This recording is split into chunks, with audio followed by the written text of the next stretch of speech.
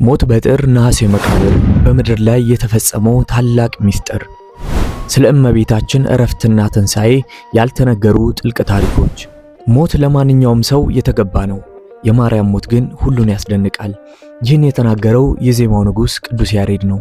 ዛሬ የምነግራችሁ ታሪክ ከ2000 ዓመታት በፊት በኢየሩሳሌም ተራሮች በጌቴሴማኒ የአትክልት ስፍራ የተፈጸመ እውነተኛ ታሪክ ነው። አንድ እናት እንዴት በጥር ወር አርፋ በነሐሴ ወር ትቀበራለች? በሰማይና በምድር መካከል የተደረገው ያ ታላቅ የደመና ጉዞ ምን ይመስል ነበር? የታውፈንያ እጆች ለምን ተቆረጡ? ዛሬ እያንዳንዱን ሰንሰለት እየፈታን ከቅዱሳን መጻሕፍትና ከሊቃውንት ትርጓሜ ጋር በጥልቀት እንሄዳለን። እስከ መጨረሻው አብራችሁን ቆዩ፣ ምክንያቱም ይህ ታሪክ ሕይወታችሁን የሚቀይር መንፈሳዊ ኃይል አለው። ሰላም ጤና ይስጥልን ውድ የሚዲያችን ተከታታዮች እንዴት ናችሁ? ይህ ሚዲያ አዲስ ሚዲያ እንደመሆኑ ሁላችሁም ሰብስክራይብ በማድረግ ቤተሰብ ሁኑ። በዚህ የቅዱሳን መንገድ በተሰኘው ሚዲያችን በቅድስና እስከ መጨረሻ ጸንተው የኖሩ ቅዱሳን አባቶቻችን ታሪክ እያመጣን እንመለከትበታለን። ስለሆነም ቤተሰብ ሆናችሁ ተጠቀሙበት እንላለን። እመቤታችን ቅድስት ድንግል ማርያም በዚህ ዓለም ላይ የኖረችው 64 ዓመት ነው። የመጨረሻው ዘመን ሲቃረብ ልቧ በናፍቆት ተሞላ። አቤቱ ቸር ጌታዬ ሆይ ከዚህ ሁከትና ሐዘን ከመላበት ዓለም ደገኛው መልአክን ልከህ ውሰደኝ ስትል በቃል ልመና ተማጸነች። በዚያን ጊዜ ታላቅ ብርሃን በቤተልሔም በራ። ቅዱስ ገብርኤል ወርዶ ጸጋን የተሞላሽ ሆይ ደስ ይበልሽ፣ ጸሎትሽ ካንቺ ከተወለደው ከአምላክ ዘንድ ደርሷል አላት። እመቤታችን ግን አይሁድን ታውቅ ነበር። አይሁድ የልጄን መቃብር እንደሚጠብቁ ሁሉ እኔንም እንዳይከለክሉኝ ፈራሁ አለች። ይህ ፍርሃት ግን የሥጋ ፍርሃት ሳይሆን ሚስጥሩ በክብር ይፈጸም ዘንድ የተደረገ ጥንቃቄ ነበር። አብሯት የነበሩ ደናግል ከአንቺ ጋር እንሞታለን ብለው አለቀሱ። እመቤታችን በታላቅ ክብር ወደ ቤተልሔም ሄደች። በዚያን ጊዜ ሐዋርያት በዓለም ዳርቻ ተበታትነው ነበር። ማቴዎስ በኢትዮጵያ፣ ቶማስ በህንድ፣ ጴጥሮስ በሮም። እመቤታችን ግን ሐዋርያትን አምጣልኝ ብላ ጸለየች። በቅጽበት ታላቅ ታምር ሆነ። እያንዳንዱ ሐዋርያ ባለበት ስፍራ ደመና መታ ነጠቀችው። ቅዱስ ዮሐንስ መጀመሪያ ደረሰ፣ በፊቷ ሰገደላት። ሰላም ላንቺ ይሁን የአምላክ እናት አላት። ከዚያ ሁሉም ሐዋርያት የሞቱት ከመቃብር ተነስተው በሕይወት ያሉት በደመና ተጭነው በእመቤታችን ፊት ተሰለፉ። ይህን ስታዩ ምን ይሰማችኋል? የአምላክ እናት ክብር እንዲህ ነው። ጥር 21 ቀን እሁድ ዕለት ጌታችን መድኃኒታችን ኢየሱስ ክርስቶስ እልፍ አላፍ መላእክትን አስከትሎ በታላቅ ግርማ ወረደ። እናቴ ሆይ ከዚህ ዓለም ድካም ላሳርፍሽ መጣሁ አላት። እዚህ ጋር ነው ትልቅ ንግግር የሚጀምረው። ቤታችን ልጅ ሆይ እሞታለሁ ስትል ጠየቀች። ጌታም በሲኦል ያሉትን ነፍሳት አሳያት። እነዚህን ከማርክልኝ ይሁን ልሙት አለች። የእናታችን ርኅራኄ እስከ ሞት ደረሰ።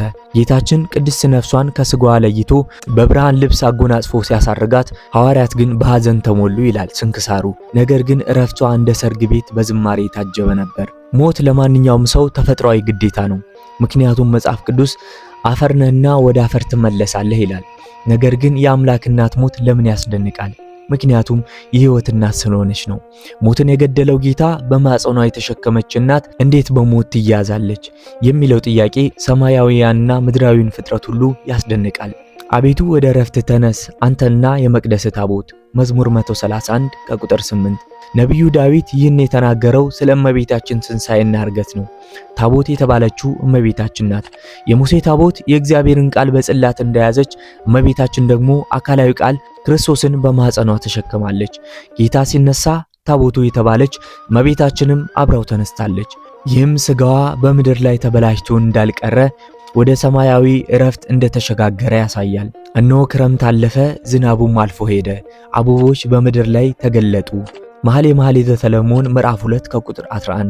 በዚህ ጥቅስ ውስጥ ክረምት የተባለው እመቤታችን በዚህ ዓለም ያየችው መከራ ነው። ልጇ ሲሰቀል ያየችው ሐዘን፣ ስደትና እንግልት ክረምት ነበር። አሁን ግን ያ ክረምት አልፏል። የዕረፍት ጊዜ ደርሷል። አበቦች ተገለጡ የተባለው ደግሞ በሐዋርያት ስብከት ያመኑ ምዕመናን ናቸው።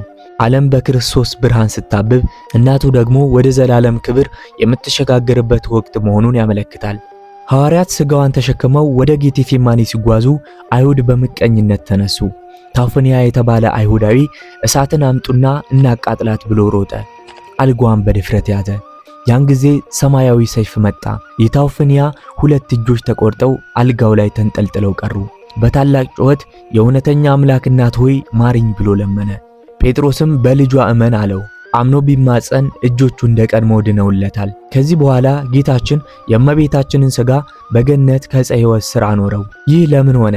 ምክንያቱም ምድር የአምላክን ማደሪያ ልትሸከም አልቻለችም።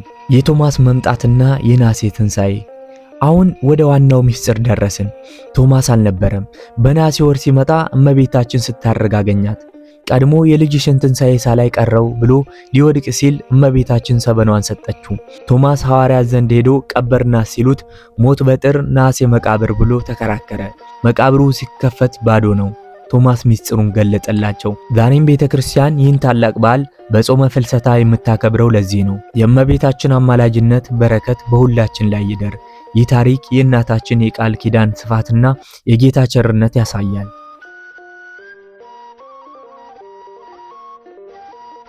ውድ ተመልካቾቻችን ለዛሬ የነበረን ቪዲዮ ይህን ይመስል ነበረ።